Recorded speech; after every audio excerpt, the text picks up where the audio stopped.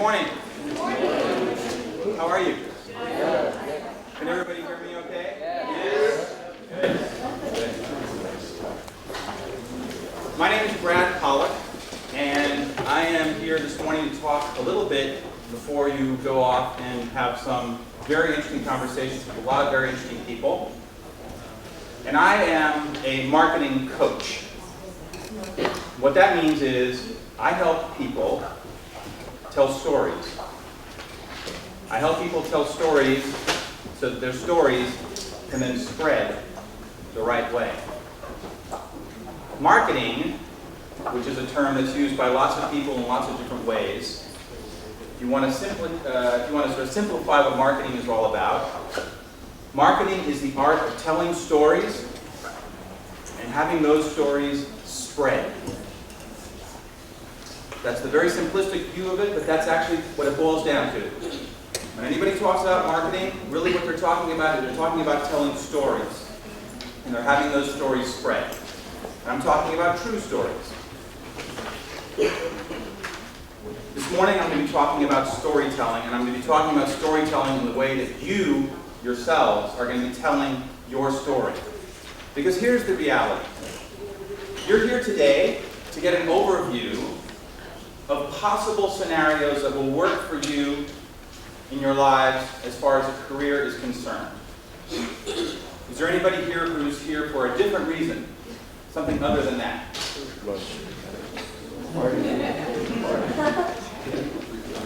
So let me just repeat what I just said. You are here today to get an overview of some possible scenarios that will work for you as you think about a career at some point down the road. When I was in high school, I never had this kind of opportunity. My friends never had this kind of opportunity, and I can guarantee you that they would love it if they had this opportunity. Because when I was in high school, I was in a fog. I had lots of jobs when I was in high school, but I was in a fog. I didn't know why I was doing what I was doing. I worked in a grocery store, stocking groceries. I worked for a women's design company selling wallpaper and fabric and paint. I worked on a construction site helping clean up after the framers had finished framing the houses. I worked at McDonald's. Has anybody here ever worked at McDonald's?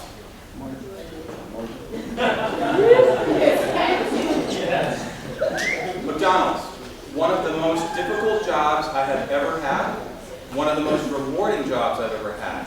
Unbelievably difficult.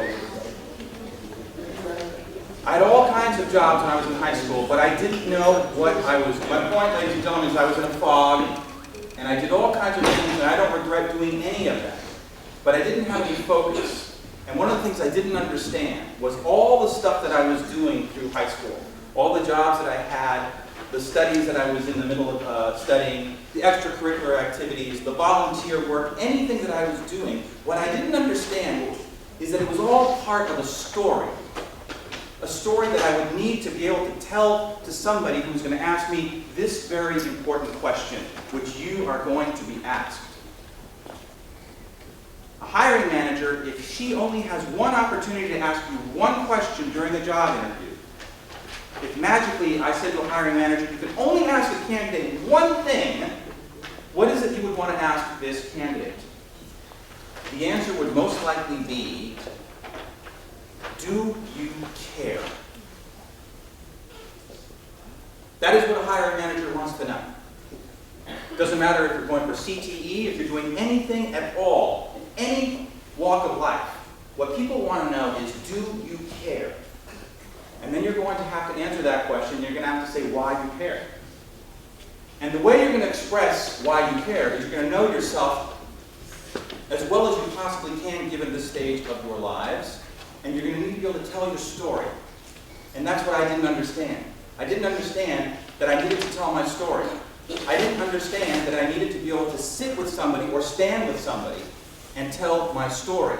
So that that person would be able to, based on hearing my story, make a decision. Is Brad somebody that I want to have in my organization?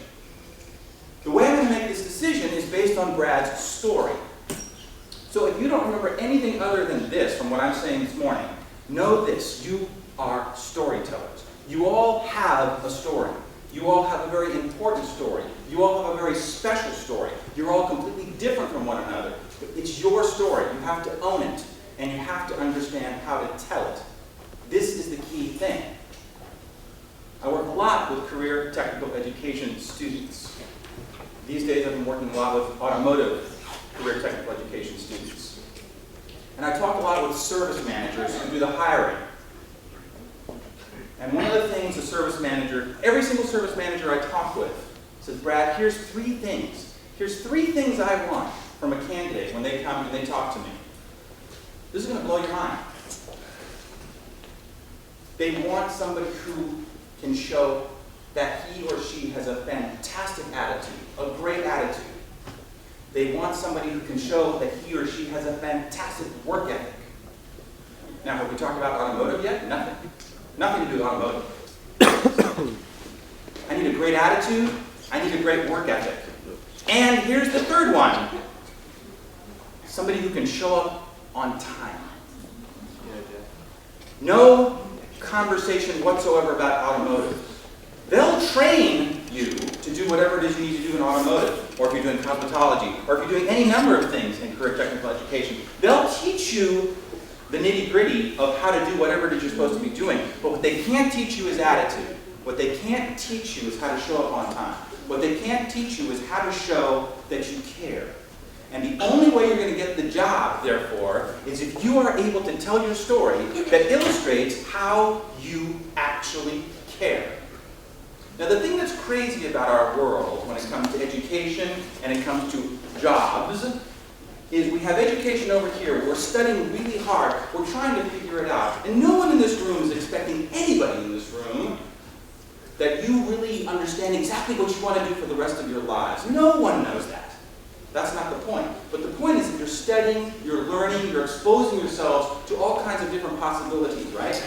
And then over here, so this is school. And then over here, you've got the job world, okay?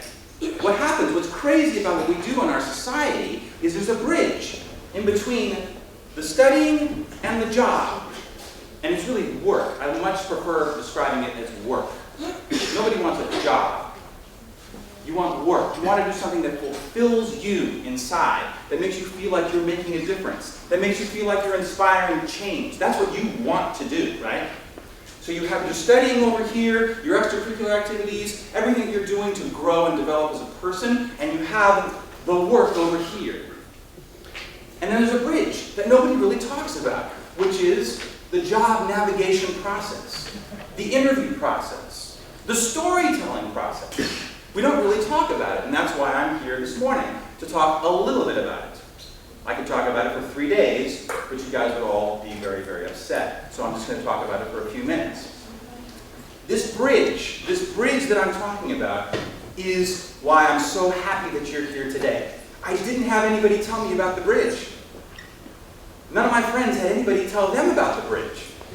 None of my friends, we didn't know that you have to have that whole part of the equation completed, okay?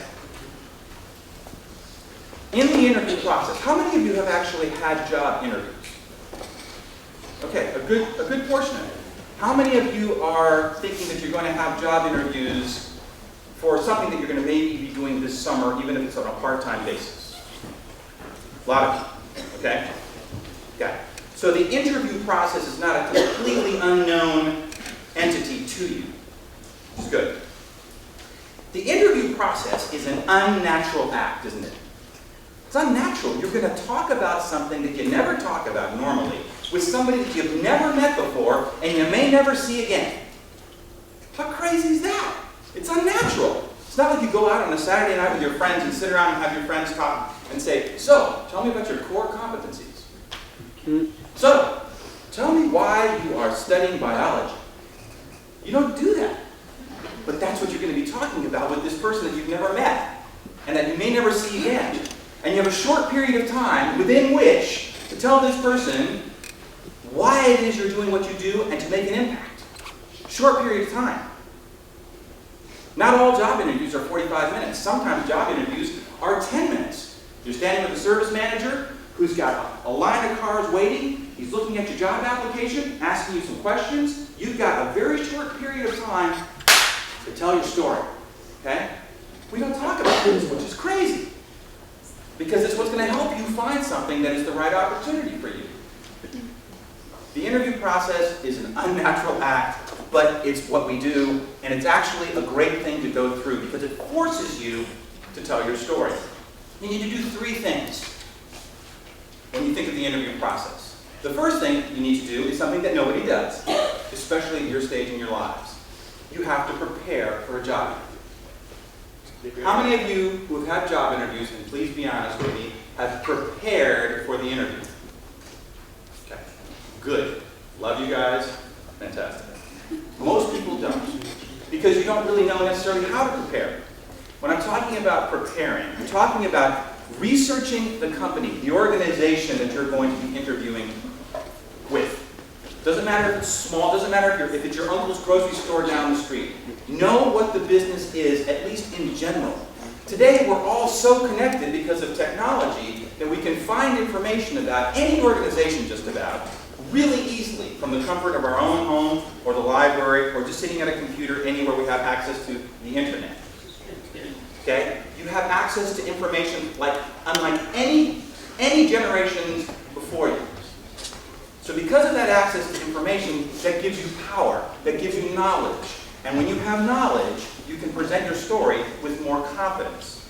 When you're interviewing and you're thinking about an organization, you want to think about, all right, well, what does the company do? What do they make? What kind of customers do they have? Are they local? Are they national? Are they global? What is it about this organization that I need to know, at least in general, so I can get a sense of how I might fit in the organization? Why? Because, first of all, you want to know if you want to work there, and secondly, you're going to be asked in the interview, why do you want to work here?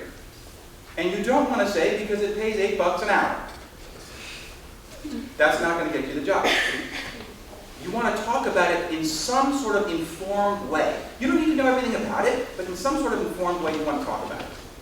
You want to think about the questions that you're going to be asked. And you might say, well, Brad, how can I possibly know what somebody's going to ask me? Well, the answer is you can't, because they're going to ask you about you. They're going to ask you about where you are in your lives. You're in school. You have extracurricular activities maybe. You have volunteer activities maybe. It's not like they're going to be asking you how you would solve world peace. They're not going to ask you what your point of view is about what's happening in Sudan. They're not going to ask you if you're a Republican or a Democrat or an independent. They're not going to ask you that. Apart from the fact that that's illegal, they're not going to ask you that. Okay? They want to know about you. They're going to ask you about school. They're going to ask you about your extracurricular activities. They're going to ask you about your volunteer activities if you have any. So you know what they're going to ask you. What you have to do is think through how you're going to answer those questions. And this is an obvious thing. You might say, well, that's obvious. But what's not obvious is the fact that most people don't think of it before they go to an interview. Most people think, I'm going to dress as nicely as I can, I'm going to show up on time, and I'll see if I can answer the questions. In other words, I'm going to wing it. Don't wing it. Don't do it. There's no reason to.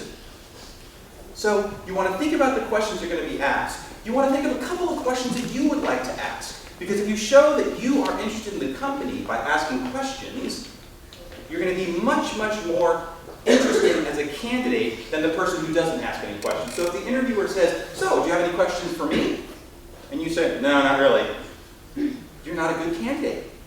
I don't want you working for me if you don't have any questions. I don't want you working for me if you don't care.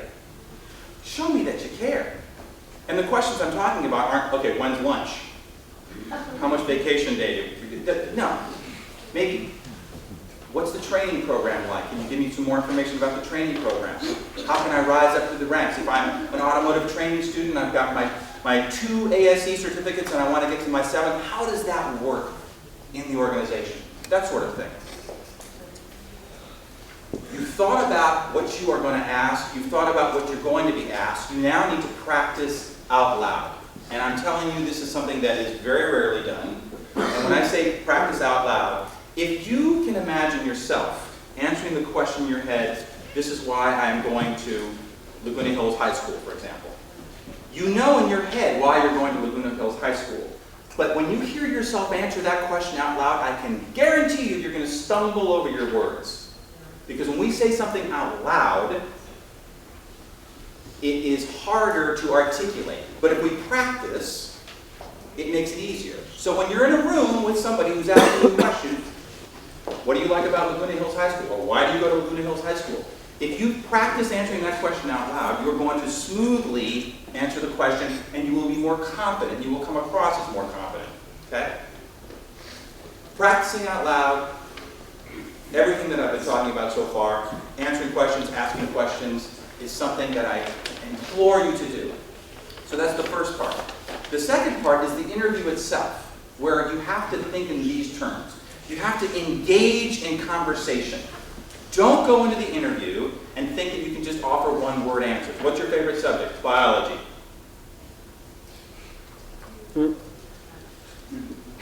Terrific. That's fantastic. I'm glad you like biology. Elaborate. My favorite subject is biology.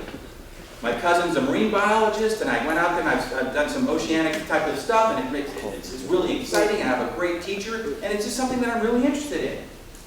There's your answer right there. There's no right answer, there's no wrong answer, but don't do one-word answers. Engage in conversation. If you're shy and you're not really sure how to talk with somebody, ask questions. For shy people, that doesn't mean you aren't qualified to do the job. That's not at all the case. If you can ask questions, then you can get the conversation going. When you go to an interview, please show up on time. And what I mean by that is show up early. Not an hour early, 15 minutes is fine. Bring with you whatever it is you've been asked to bring with you. Job application, if they've asked you to bring a resume, bring your resume. If they haven't asked you to bring a resume and you don't have a resume, then you don't have to bring it with you. I would definitely ask them before you go to your interview if you should have a resume.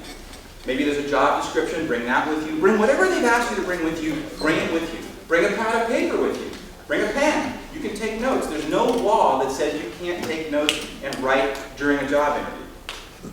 You want to dress appropriately, and we don't have time to talk about how to dress appropriately, but just use this as your basic common sense approach. Don't go to a job interview as if you're going out on a Saturday night. Don't wear jeans to a job interview.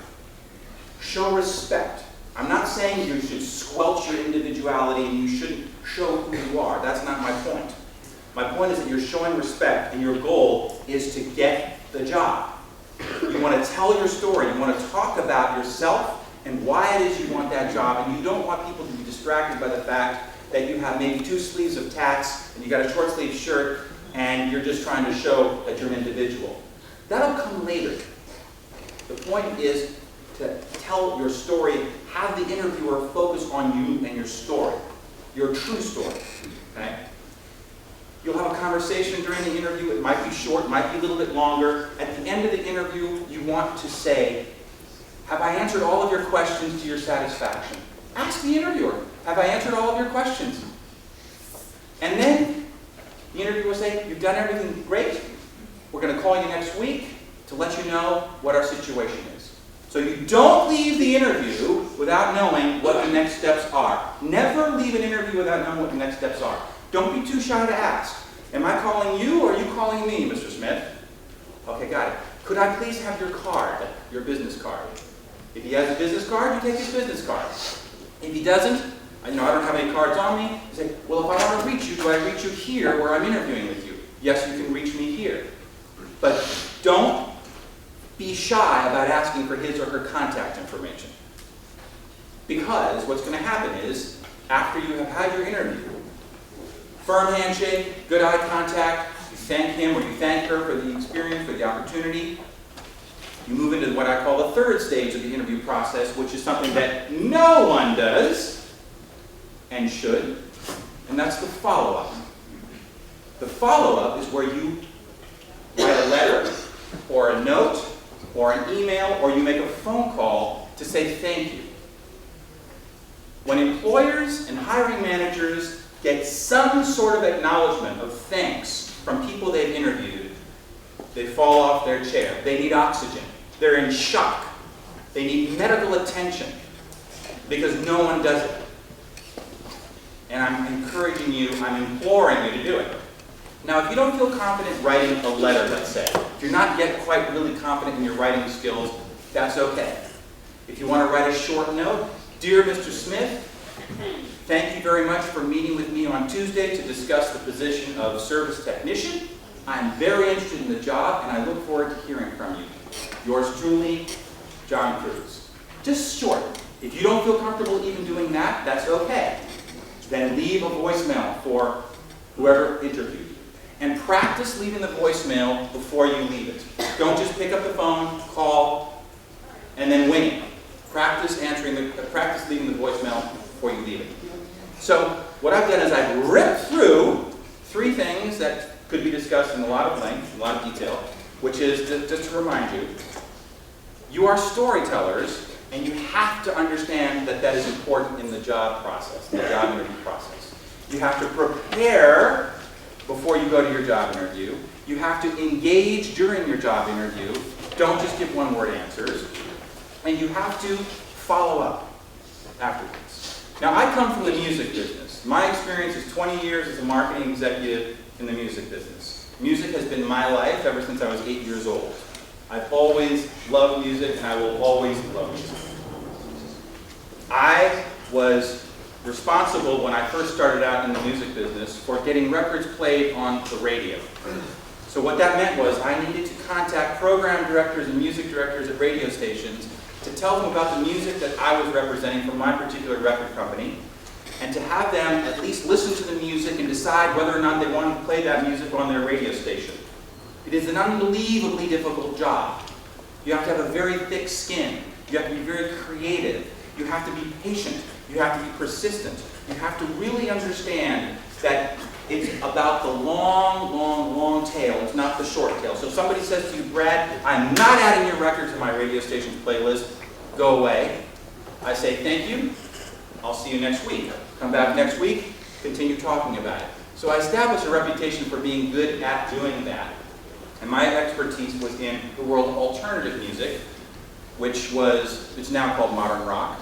But I was contacted by a record company that had heard about me, and they said, we want you to come out to Dallas, Texas, and we want you to interview for a job to do radio promotion in all of northern Texas and southern Oklahoma.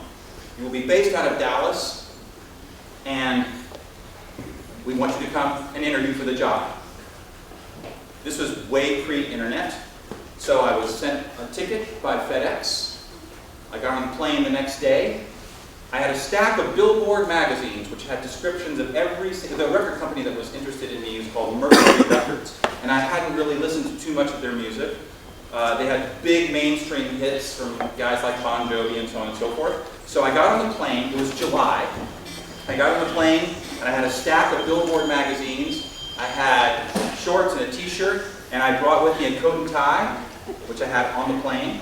And I was sitting on the plane, which was about a 3.5-hour flight, and I read every single thing that I could about Mercury Records and about their artists. I then got to Dallas. In the airport, I ran into the men's room, changed into a coat and tie in the men's room, and in Dallas in the summer, I don't know if anybody's been to Texas in the summer, but it's very hot and very humid. Okay? So I changed in the men's room, in the booth, in the cubicle in the men's room. I got on my coat and tie. I ran and got into a taxi. By the time I got from the airport to the taxi, I was soaking wet with sweat because it was so humid. I got in the taxi. They took me to the hotel where the interview took place, and I walked into the hotel, and there was a huge lobby filled with other candidates that were also applying for that same job. I walked in and I thought, my God, there's so many people here. So I waited patiently, and eventually I was called up for my turn. And I went into the very big hotel room where the person who was hiring, her name is Brenda Romano, she had all these empty cups of coffee on the table because she'd been interviewing so many people, and she was definitely tired and wired and probably ready to go home. And we talked for about an hour. I had my coat and tie on, and I was very focused. And I was I thought, very good at answering all of her questions. And we had a good conversation. And I felt about halfway through the interview that I was probably going to be a pretty good contender for the job. So we finished the interview. It was about an hour long. And it was now my turn to go and meet her boss, who was also in the hotel interviewing. She said, Brad, you're going to go up to whatever floor it is to meet whatever his name is. Nice to meet you. And I was about to leave the room, and she said, would you like to know what you did wrong in this interview? And I said, yes, I would. I've traveled 1,700 miles. I'd like to know. She said, I have no doubt that you are going to have a great career in music. I have no doubt that you know how to get records played on the radio. I have no doubt that you know more about modern rock than most people I will ever meet. But here's what you didn't do when you walked into the room. You didn't walk into the room and say, Brenda, nice to meet you.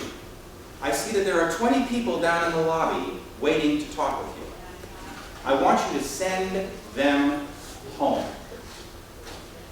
You don't need to talk to them because I'm your guy. You didn't say that, Brad. You didn't tell me that. You didn't come into this room and you didn't own it. You told your story. I believe your story. But I didn't feel that you wanted.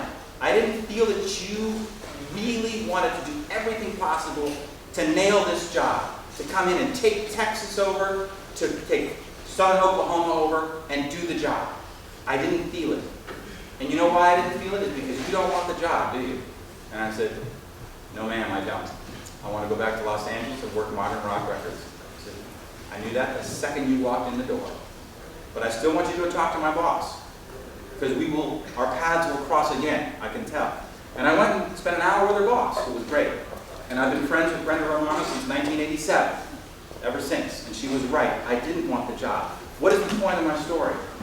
The point is, not only do you tell your story, you have to show that you want to own that position.